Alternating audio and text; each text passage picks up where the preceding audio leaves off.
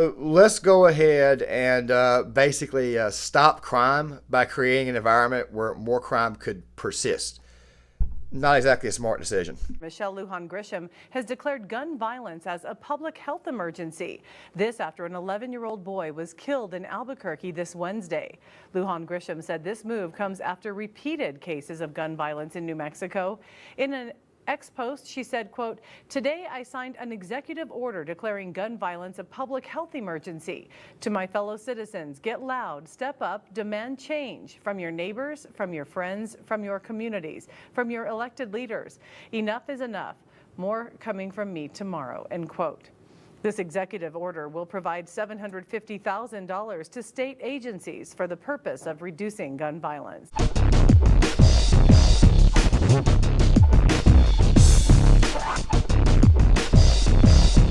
I think that it is pretty obvious that at this point in time, these people have completely lost their minds, and now they're intentionally going out of their way to sign bogus executive orders in the hopes that they will garner the very, very small slither of support that only somebody who votes blue, no matter who, would even get behind. And my friends, is New Mexico Governor Lujan Grisham, Michelle Lujan Grisham, who signed an executive order basically saying that you can't have a gun, you can't carry a gun, concealed or open carry, in two separate counties in New Mexico. A lot of people said it was an actual ban for the entire state, which, by the way, I'll get to a little bit more here in a second. But obviously, this right here was a very, very, very, and I mean very unconstitutional order that she signed. Now, don't worry, we'll get to this here in a second, because she also said she did not have a constitutional duty to uphold this Second Amendment. She did not have a constitutional duty to uphold any amendments in the Constitution, which, by the way, you do have a constitutional duty to do so. But this right here, to me, is a woman who is in her second term and knows that, quite frankly, she cannot do any wrong in the eyes of her base. However, that right there is being challenged not only by what's about to be the courts or Gunners of America and all the other organizations that are signing on. Very eerily weird that the NRA is not they're not involved here for whatever reason, but you guys will see right here towards the end of this very, very next segment exactly what I mean. You see, she's being challenged by not only Republicans and not only by people on the ground, but she's also being challenged by her own law enforcement. Don't worry, we'll get to that here in a second. But let's go ahead and run this so that way you guys can get a better idea of exactly what was signed. We'll come back on the other side, and then we'll look at the response from the New Mexico law enforcement agencies that, quite frankly, are telling this woman to roll this order up and stick it up her rear. Announced a 30-day ban on open and concealed carry laws in Bernalillo County. News 13's Gabe Chavez was in Santa Fe for that news conference, and tonight has the outrage it has sparked. Jessica, the move angered many leaders, including the police union, who say they feel strongly that this is a violation of the Second Amendment rights of citizens. A city councilor worries it will make the city more dangerous. There are a lot of questions tonight, including if the order is even legal and how it will be enforced. No one right now in New Mexico, and particularly in Albuquerque, is safe in a movie theater, at a park, at a school, at a grocery store, at an Isotopes game. The governor's public health order states gun violence and drug abuse statewide has caused a health emergency. It then lists orders, including stating no person other than law enforcement officers or licensed security officers shall possess a gun openly or concealed in public. But I have to take a tough, direct stand where basically I'm just ignoring the fact that we lost an 11-year-old. The governor says she knows criminals won't listen to this order, but she hopes the public will and start reporting gun crimes. She says it will be enforced by state police as a civil offense, which she acknowledges may be tough to carry out. The purpose is to try to create a cooling off period while we figure out how we can better address public safety and gun violence. The controversial move was met with anger tonight. We need this governor to ensure that in our courts, to ensure that we're holding criminals accountable and we're not releasing them out the back door. This is the biggest problem that we're facing right now. Is let's treat criminals like criminals. Let's put them behind bars. Let's keep them off our streets. Albuquerque City Councilor Dan Lewis called it an overreach of governmental powers. State Republican leaders condemned the order, saying it purposely targets law-abiding citizens. Senate leader Greg Baca said in a statement today, in part, the governor's soft-on-crime approach has failed and put the safety of all New Mexicans in great jeopardy. Mayor Tim Keller saying tonight, we welcome meaningful solutions and additional resources to fight crime in Albuquerque. APD is not responsible for enforcing the governor's ban. Our officers will continue to enforce all criminal laws, combat gun violence, and push for needed justice. So let's go ahead and basically stop crime by creating an environment where more crime could persist. Not exactly a smart decision. Now, before we get to the law enforcement agencies, I got to go ahead and go through this really quick. So, obviously, Republican city council members, they're obviously going to be upset about this, but she's also getting flack from her own side. She's also getting flack from Democrats as well. We'll get to that here soon because you'll actually catch it when the media there, which, by the way, is very, very blue, they decide to question her about this. The thing is this right here. This right here is an overreach of power. This right here is her signing an executive order saying you can't carry a gun, you can't do an open carry, you can't do a concealed carry, we're going to suspend your concealed carry licenses. When in reality, the only thing this is going to do is create more of an environment for the possibility of crime. Now look, let me go ahead and say this really quick about open and concealed carry. I personally am a fan of both. I personally prefer open to concealed for the reasons I'll give you guys more towards the end of the video, but I would love to hear you guys comments in the comment section because this right here is a debate that's been going on for a while. And by the way, you can love both and nobody get upset with one another. I just want to go ahead and say that right now. The thing about open carry is that when you actually have a pistol out, when you've actually got it on your holster and people can actually see it, people are less inclined to do anything. But then again, though, there is also the possibility that people could still try something, but they're less inclined to do it. It's a natural deterrent anyways. Why in the world you would sign an executive order banning open carry thinking that this right here would curb crime or actually help out with crime makes absolutely no sense. Same thing with concealed carry. You see, concealed carry, you've got the added benefit of not knowing if a person is armed. So therefore, it may change your mind. But then again, though, at the same time, though, criminals obviously do exist. It's strange to me that she chose not to go after the criminals. So basically, we're going to curb crime by not going after the criminals. Very, very, very weird, very dumb logic that these people have. I mean, it's almost as if to say that logic does not exist. The benefits of having concealed carry basically means that I can walk around and actually be able to protect not only myself, the person who's with me, a potential third party, or if I go into a convenience store that, by the way, is in the process of being robbed, which is kind of frequent in some of these areas, I can obviously put the person down, put the perpetrator down. The reason why people are allowed not only to defend themselves is because they need to be able to defend themselves against a perpetrator who may do some very, very bad harm to them, possibly kill them, is that you also need to have it as a potential behavioral deterrent. This is another reason why it is that I'm so pro-Second Amendment. Chances are if there's a gun in the room and somebody actually knows how to wield that weapon, guess what? Chances are somebody's probably not going to act up. I mean, let's just go ahead and be honest. Let's just go ahead and get this out of the way. An armed society, in fact, is a safe society. It's also a happy society. Something that Michelle Lujan Grisham, quite frankly, does not want in the state of New Mexico. I mean, these people will say that they want this, but then they turn right back around and they sign laws that completely contradict what is. You know, it's a very, very strange logic, and it's also very strange timing too, as I will explain now. Don't you guys kind of find it a little bit weird that she did this roughly a couple of days after the whole Liberty Safe debacle? Well, here's the thing about the Liberty Safe thing, and by the way, I was planning on doing a video on that, but of course I got sidetracked, but why not go ahead and shoehorn it in here?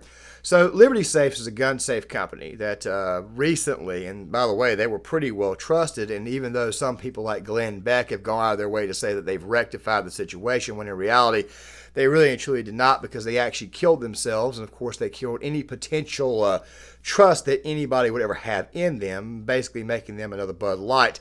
What ended up happening was that this guy who's being investigated over 1-6, they decided to hand over to the FBI the combination of this guy's safe because he would not give it up. So people obviously went online. They raised 15 counts of hell. You're not supposed to do this. You kind of betrayed the customer here when you did that. And of course, Liberty Safe, they came out later on and said, we've rectified this, and now you can actually go to our website and change it here. No. They know your combination. They know your weapon safe's combination, okay? They know the actual combination, okay? They already know that anyways when you buy it. Makes you almost wonder if you should ever buy a gun safe from anybody ever again. We'll probably have a longer form discussion on that at a later date, but the fact of the matter is this right here. It just feels to me like it's a little bit odd that they chose to sign this executive order roughly at the same time this was going on. Now, Michelle Lujan Grisham, she is saying it's got to do with crime, and of course she's also saying that it only pertains to 2 counties. But the law enforcement agencies there are not exactly having that. Take a look for yourself. Concealed carry laws for the next 30 days in cities or counties with significantly high violent crime rates and firearm-related hospital visits. That means this order only applies to Albuquerque and Bernalillo County, and there are several exceptions. The order does not affect law enforcement or licensed security officers. It also does not include private properties, licensed firearm retailers, legal firing ranges, and shooting competitions. However, anyone traveling between those locations must store their guns in a locked container or safety box. The purpose is to try to create a cooling off period while we figure out how we can better address public safety and gun violence. Part of that includes collecting new data. The order also requires all New Mexico hospitals report more information on gunshot victims, including their age, gender, ethnicity, and the type of gun used. It's also calling for wastewater testing for certain drugs like fentanyl at all public schools. Additionally, the order directs CYFD to take another look at its juvenile probation protocols, a clear sign this order is targeting youth gun violence. It should horrify every American and every New Mexican that so many young people and so many individuals with no training, with reckless criminal behaviors, are openly carrying firearms in our communities. I'm horrified. The governor said today more state police officers are heading to Albuquerque, and her order is also committing state resources to arrest more suspects with outstanding warrants. Now, we should add the state is also offering free trigger locks to all gun owners. We're going to put the information on how to get those up on KOB.com. And almost immediately, this decision sparked a lot of opposition from many different areas in our state. Yeah, and the governor was expecting that. She said today that she was expecting legal challenges, and she said that not all the public safety officers that she met with to make this decision agree with her, and that includes Bernalillo County Sheriff John Allen. In a statement, he says, "While I understand and appreciate the urgency, the temporary ban challenges the foundation of our Constitution. I am wary of placing my deputies in positions that could lead to civil liability conflicts, as well as the potential risks posed by prohibiting law-abiding citizens from their constitutional right to self-defense." APD Chief Harold Medina sent a message to his officers tonight saying they will not be enforcing the governor's order. Albuquerque Mayor Tim Keller echoed that message, saying that's up to state police officers. New Mexico Republican leaders and Albuquerque City Councilor and police union leaders have also sharply criticized the governor's decision, largely calling it unconstitutional. Republican Party Chairman Steve Pierce added, "The governor admitted she knew her order is unconstitutional and says her order puts citizens in a dangerous situation and is outright illegal." The governor directly addressed those concerns today. No constitutional right, in my view, including my oath, is intended to be absolute. There are restrictions on free speech. There are restrictions on my freedoms. In this emergency, this 11-year-old and all these parents who have lost all these children, they deserve my attention to have the debate about whether or not in an emergency we can create a safer environment. The governor says she plans on using all the data they're collecting to decide if this public health order should be extended or potentially modified once the 30 days are up. Say wherever the hell she wants, but I think the most important thing at the very end there was the fact that local law enforcement is not exactly down with enforcing these laws. You see, guys, I got this information initially on Saturday afternoon. Actually, no, it was not Saturday afternoon. It was actually Friday evening, and I wanted to kind of go ahead and kind of write a script for this, but I ultimately said, I can just kind of wing this. One of my first responses was this right here will, number one, not hold up, not by way of executive order. Then it came out later on that law enforcement had basically said, look, we're not going to enforce this crap, which, by the way, kind of goes to my initial theory of gun confiscation. Why is it more than likely will not occur? I think I'll try to leave a video in the description box for you guys, but obviously it's a topic that I'm still going to continue to discuss and basically make more and more projects on, because I think these people are absolute loons. You see, law enforcement's not going to want to go through with gun confiscation or anything like that, or possibly enforcing this law here. The reason why is they know it's an actual danger, as one of the individuals basically said in their statement. You're running the risk, you're creating civil liability issues, you're also creating mistrust in the police agencies, which, by the way, and of course, I remember back during the whole defund the police thing. Funny thing about that is that one of those defund the police politicians actually got assaulted this past week in Minneapolis. I decided not to do a video on that because I had no idea how to do that video without not being somewhat cold and callous, and quite frankly, I don't want to come up here and be a jerk all the time, even though I actually am a jerk. But still, at the same time, though, getting back on topic, fact of the matter is this right here. Law enforcement, especially small town law enforcement, and while Albuquerque, New Mexico, and Santa Fe are viewed as big cities, they're really and truly not big cities. They may be the biggest cities in New Mexico, but compared to other large cities, they're not exactly okay with that. We had the same exact thing. As a matter of fact, Albuquerque is about the same size as the city that I live in. It's slightly bigger, of course. And we had the exact same thing get posed to our law enforcement here where I live at, and they said the exact same thing. We're not going to go through with this. We're not going to go through with enforcing laws like this, because not only do we want to avoid the possibility of civil liability with our citizens, we also don't want to make everybody a criminal. The topic came up here back in 2019 with our county sheriff, who, by the way, is a Democrat, and the previous one was also a Democrat too, but they were not gun control Democrats. Basically what happened was that in Virginia, Governor Ralph Northam was talking about the ability to be able to confiscate people's guns, even weapons that were grandfathered in. They basically wrote these laws, and of course you had the massive pro to I guess you could say it's a peaceful protest, because everybody showed up there open carry, about 22,000 people, and not an incident happened. Nobody got hurt, nobody got harmed or anything. They did that in protest to the governor's BS. They did that in protest to what the Virginia State Legislative Body was trying to do. Something that I would have said that the people of New Mexico should do in this case, but of course that would not be needed, because law enforcement basically outright came out and said, look, we're not going to enforce this crap. We're not going to enforce this edict. So in a lot of ways, this governor now looks very, very weak.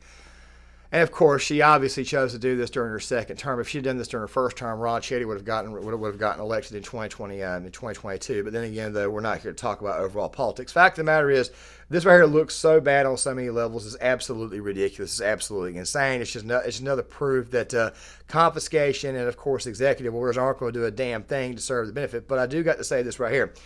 I really love it, the fact that Gun Owners of America is the organization that's showing themselves to be the actual organization that, quite frankly, has actual gun owners and Second Amendment advocates and people who believe in the Second Amendment, that they are actually fighting and standing up for their rights to own a gun and carry a gun. Very, very weird how it is that the NRA, for whatever reason, chose to stay completely silent on this. I'm pretty sure we'll get a statement from them in a couple of days, but of course it will be a little bit too late. With that right there being said, guys, I just want to go ahead and just kind of throw this out here. Another example of the federal government completely overreaching on its power. I do want to preview a couple more things before I close this video out very, very quickly. My red pill video will be out tomorrow to go along with this video here I'm making, of course, on Sunday afternoon. And of course, I have a video on ESPN and what's going on over there, because, yeah, the whole charter situation looks like it's going to be pretty bad. Okay, so I'm going to go ahead and get those out come tomorrow. Make sure you guys hit the like button on this video. Also, subscribe to the channel if you're new. Also, leave a comment in the comment section. I would love to get you guys' thoughts. If you disagree with me on what I was saying about open and conceal, which, by the way, I don't think it's really an issue that people should get into a fight about. I love both. I just prefer one or the other. Please leave a comment in the comment section. I would love to get you guys' thoughts, and I'll see you guys later.